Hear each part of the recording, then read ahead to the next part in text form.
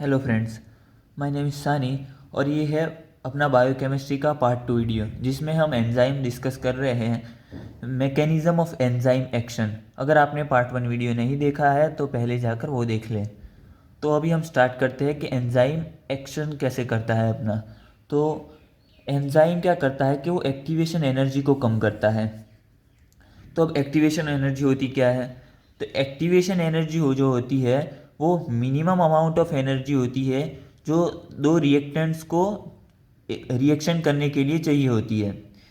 यानी कि अगर एक एंजाइम और एक सबस्ट्रेट है, उन दोनों को रिएक्ट करना है तो उनके पास उतनी एनर्जी होनी चाहिए, तो ही वो रिएक्ट कर पाएंगे।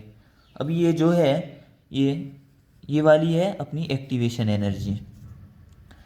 अब हम क्या कर सकते हैं कि सबस्ट्रेट और एंजाइम के पास इतनी एनर्जी है नहीं, सबस्ट्रेट के दो रिएक्टेंट के पास इतनी एनर्जी नहीं है।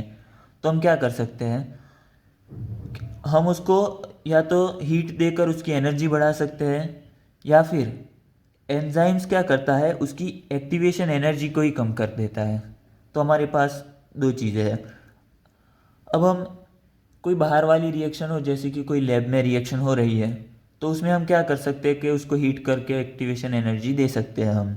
लेकिन अपनी बॉडी के अंदर वहाँ तो हम हीट नहीं कर सकते, तो क्या करना पड़ेगा? तो जो एंजाइम होता है वो इस एक्टिवेशन एनर्जी को यहाँ से यहाँ तक ला देता है। यानी कि जो ए है वो है एक्टिवेशन एनर्जी विथ एंजाइम, जो एंजाइम ने एक्टिवेशन एनर्जी कम की वो है। और ये जो बी है वो विदाउट एंजाइम एक्टिवेशन एनर्जी। तो एंजाइम ने क्या किया, यहाँ से यहाँ तक एक्टिवेशन एनर्जी ला दिया। अब रिएक्शन क्या होगी कि थोड़ी ही एनर्जी में चलने लगेगी। तो एंजाइम्स रिएक्शन को 10⁶ टू 10⁻12 टाइम्स बढ़ा देता है। और ये जो सी है अपना, वो एनर्जी चेंज है कि पहले दोनों के पास इतनी एनर्जी थी, अभी उससे कम हो गई। जितनी एनर्जी कम होती है उतना ही सबस्ट्रेट स्टेबल होता है, वो आपने पढ़ा होगा 12th में। अब हम आते हैं सेकंड पॉइंट पे कि इसी वजह से जो एंजाइम एक्टिवेशन एनर्जी को कम करता है, इसी वजह से अपने को बॉडी टेम्परेचर पे भी रिएक्शंस हो जाती है अपनी बॉडी के अंदर। आई होप आप समझ गए होंगे कि एक्टिवेशन एनर्जी क्या होती है।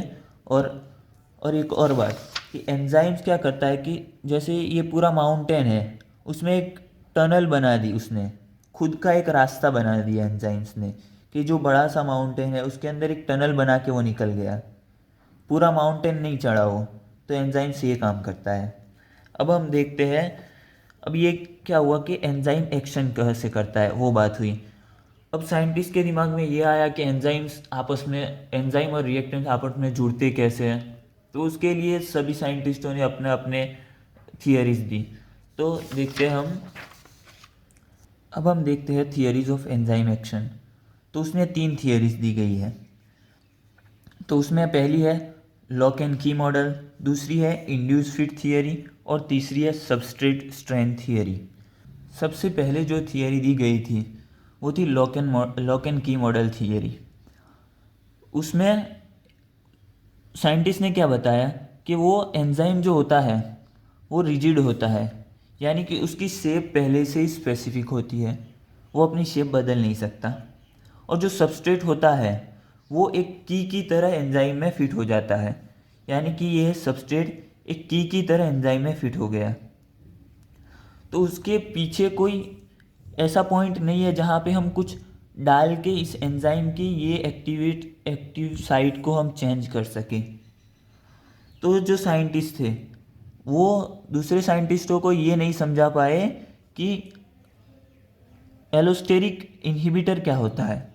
अब एलोस्टेरिक इनहिबिटर क्या होता है? तो एंजाइम के पीछे एक ऐसा साइट जैसा होता है जहाँ पे अगर कोई चीज़ आके जुड़ जाए तो वो एक्टिव साइट को बिगाड़ देती है। तो इन्होंने ऐसा कुछ नहीं बताया कि एलोस्टेरिक एक्टिवेटर क्या होता है, और ऐसा कुछ नहीं बताया उन्होंने। तो एंजाइम इनहिबिशन को वो नहीं समझा पाए, तो ये थियरी फेल हो गई। अब जो दूसरी थियरी है वो इंड्यूस फिट थियरी, वो कोसलैंड्स मॉडल उसका दूसरा नाम है, कोसलैंड्स साइंटिस्ट ने दी थी। उसमें क्या होता है, उन्होंने बोला कि जो एंजाइम होता है वो एक बलून की तरह होता है। उसमें एक्टिव साइट रिजिड नहीं होती, यानी कि जो इसने बताया कि एक्टिव साइट पहले से बनी हुई होती है, इसने बोला नहीं, ऐसा नहीं होता। बलून जैसा एक स्ट्रक्चर होता है, उसमें एंजाइम आके ऐसे चिपकता है उसको, तो उसमें एक्टिव साइट बाद में बनती है। तो ये भाई साहब ये भी बता पाए कि पीछे एक एलोस्टेरिक इनहिबिटर भी हो सकता है, क्योंकि बलून में अगर आप आगे से कुछ दबा रहे हो तो पीछे भी दबा सकते हो। इसी तरीके से इनके मॉडल में एलोस्टेरिक इनहिबिटर फिट हो पाया। तो इन्होंने क्या बोला, रिजिड नहीं होता, प्री शेप्ड होता है। और इनका जो मॉडल था वो काफ़ी एक्सरेस की मदद से भी वो एक्सपेरिमेंटल एविडेंस मिले अपने को एक्सरे से। अब जो तीसरा मॉडल था, हाँ, और ये एलोस्टेरिक मॉड्यूलेटर को भी समझा पाए ये, और वो कॉम्पिटिटिव इनहिबिशन को भी उन्होंने, एक प्लस पॉइंट था कि वो भी समझा दिया। अब जो तीसरा थियरी थी वो थी सबस्ट्रेट स्ट्रेन थियरी। अब उसके नाम में ही है स्ट्रेन, यानी सबस्ट्रेट एंजाइम्स को जुड़ने के बाद वो ऐसे मुड़ जाता था, उसको एंजाइम ऐसे पूरा बेंड करता था। यानी कि उसने क्या बताया कि इसने भी बताया कि इंड्यूस्ड कन्फॉर्मेशनल चेंज होता है, यानी कि एंजाइम पहले बलून की तरह होता है, उसके बाद सबस्ट्रेट आके जुड़ता है, तो उससे एंजाइम सबस्ट्रेट कॉम्प्लेक्स बनता है। अब ये जो एंजाइम है वो सबस्ट्रेट को मोड़ के उसको स्ट्रेन करता है, हाँ ये रहा, और उसकी स्ट्रेन की वजह से वो प्रोडक्ट बन जाता है, प्रोडक्ट में कन्वर्ट हो जाता है सबस्ट्रेट। अब देखो, आप अगर कोई प्लास्टिक की रॉड लोगे, उसको ऐसे मोड़ोगे, तो आप क्या कर रहे हो, उसको एनर्जी दे रहे हो। अपना मेन कॉन्सेप्ट क्या था कि एंजाइम क्या करता है, एक्टिवेशन एनर्जी को कम करता है। इधर एंजाइम उसको एनर्जी दे रहा है ऐसे पूरा मोड़ के। अगर आप ऐसे कोई प्लास्टिक की रॉड को ऐसे छोड़ दो तो वो सीधी नीचे गिरेगी। अगर आप उसको ऐसे मोड़ो पूरा बीच में से और उसको छोड़ो तो वो कहीं आगे जाके टकराएगी। तो आपने क्या किया, उसको एनर्जी दी। तो ये एंजाइम रिएक्शन होने की करने की वजह से उसको एनर्जी देता है, एक्टिवेशन एनर्जी उसकी बढ़ गई।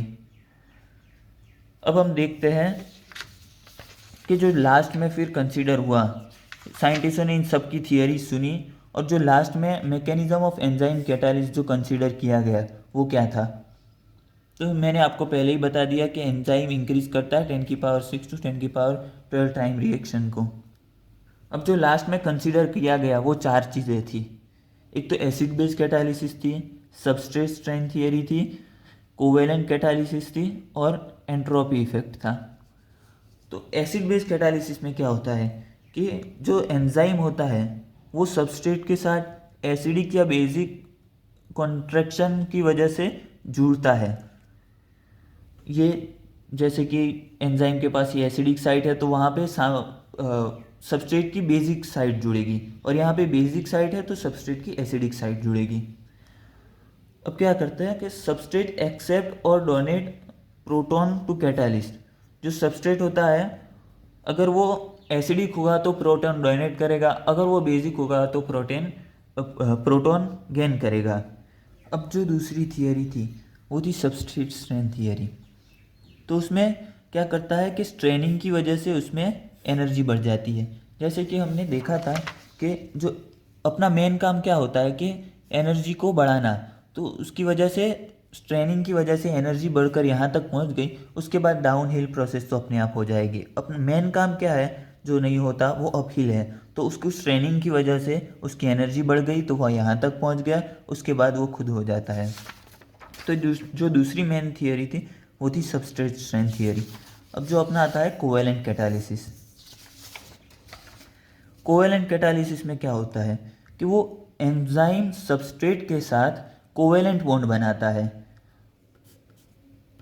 और जितना एंजाइम सबस्ट्रेट के साथ अच्छे से जुड़ेगा उतना ही अच्छा एंजाइम सबस्ट्रेट रिएक्शन होगी, और जितनी अच्छी रिएक्शन होगी उतना अच्छा प्रोडक्ट मिलेगा अपने को। जो चौथी एंट्रोपी इफेक्ट है, तो उसमें क्या होता है कि जितने दोनों एंजाइम और रिएक्टेंट जितने पास आएंगे उतनी अच्छे से रिएक्शन हो पाएगी। हाँ, दोनों को नज़दीक आना बहुत ज़रूरी होता है। इसी तरीके से जितना ही सबस्ट्रेट ज़्यादा कॉन्सेंट्रेशन में होगा उतनी ही अच्छे से रेट ऑफ रिएक्शन होगी, यानी कि जितना सबस्ट्रेट ज़्यादा उतनी अच्छी रिएक्शन।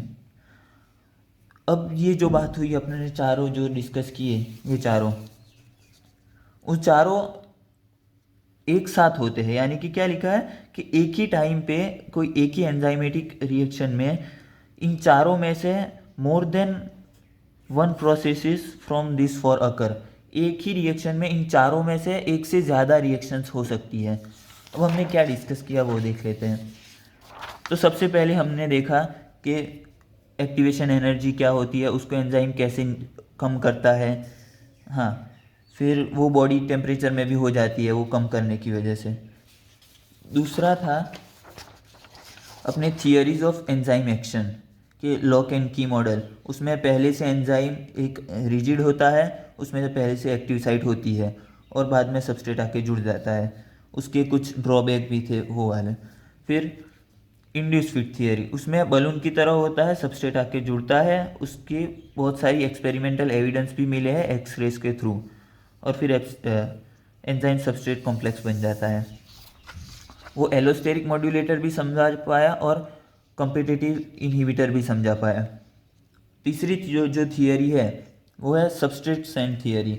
उसने क्या किया, उसने भी बताया कि एंजाइम जो होता है वो बलून की तरह होता है और फिर सबस्ट्रेट आके जुड़ जाता है, फिर एंजाइम सबस्ट्रेट को पूरा मोड़ता है, उसकी वजह से उसकी एनर्जी बढ़ती है। फिर हमने देखा जो main mechanism of enzyme catalysis जो होती है वो, उसमें चार चीज़ें थी कि एसिड बेस कैटालिसिस, फिर सबस्ट्रेशन, कोवेलेंट कैटालिसिस और entropy effect. Acid base catalysis में एसिडिक बेसिक बॉन्ड बनते थे और जितने अच्छे बॉन्ड उतनी अच्छी प्रोडक्ट मिलेगा। फिर सबस्ट्रेशन थियरी में वही बात हो गई कि जितना मोड़ेगा उतनी एनर्जी बढ़ेगी तो जल्दी से रिएक्शन हो जाएगी। फिर कोवेलेंट कैटालिसिस में कोवेलेंट बॉन्ड बनाता है एंजाइम सबस्ट्रेट के साथ और कोवेलेंट बॉन्ड अच्छे ही बॉन्ड होता है तो अच्छी दोनों में इंटरेक्शन हो जाती है तो अच्छे प्रोडक्ट मिलते हैं। फिर एंट्रोपी इफेक्ट में क्या था कि वो दोनों का नज़दीक आना ज़रूरी है एप्रोप्रिएट कैटालिसिस होने करने के लिए, और सबस्ट्रेट की जितनी कॉन्सेंट्रेशन ज़्यादा होगी उतना ही अपना रेट ऑफ रिएक्शन ज़्यादा होगा। हाँ, और एक साथ इन चारों में से कोई भी कितनी भी रिएक्शंस हो सकती है। Thank you guys, next part के लिए सब्सक्राइब कर दे और फर्स्ट पार्ट देख लेना।